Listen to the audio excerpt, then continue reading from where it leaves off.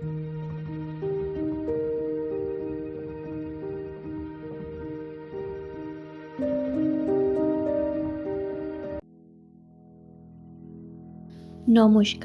আমি গার্গী।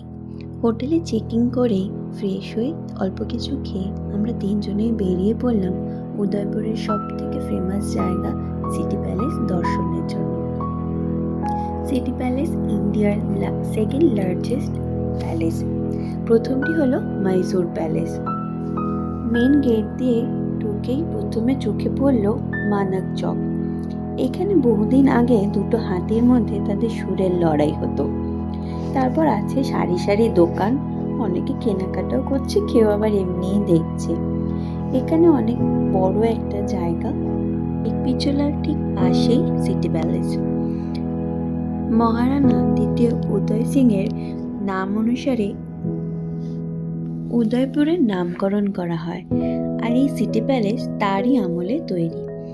এখানে আছে একটা ফুড কোর্ট, যেখানে আপনি নিজের পছন্দ মতন একটু পেট পুজো করে নিতে পারেন। আর এই জায়গাটায় এখনো রয়্যাল ফ্যামিলিরা থাকেন। এরপর আমরা ঢুকছি সিটি প্যালেসের মেন মিউজিয়ামের দিকে।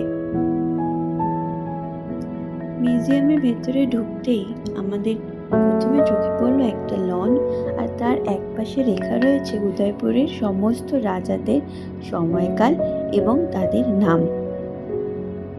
এখানে প্রায় 400 বছর ধরে আনুমানিক 44 জন রাজা রাজত্ব করেছেন। এরপর আমরা প্রবেশ করলাম মহারানা প্রতাপের অস্ত্রাগার এবং কবচ দর্শনে।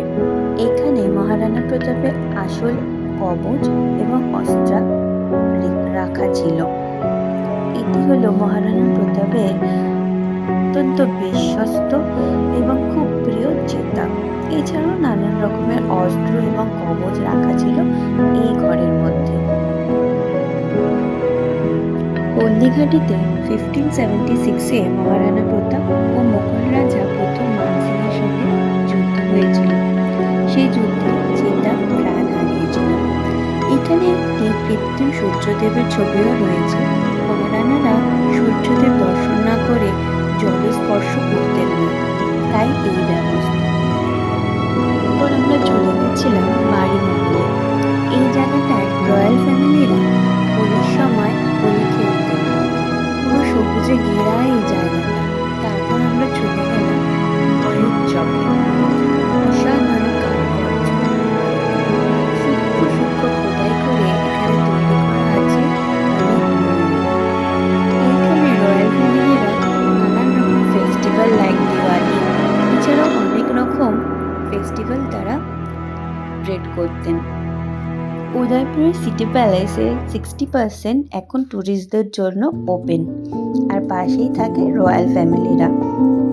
বর্তমানে উদয়পুরের রাজা হলেন মহারানা শ্রী লক্ষ্মী সিং মেওয়ার।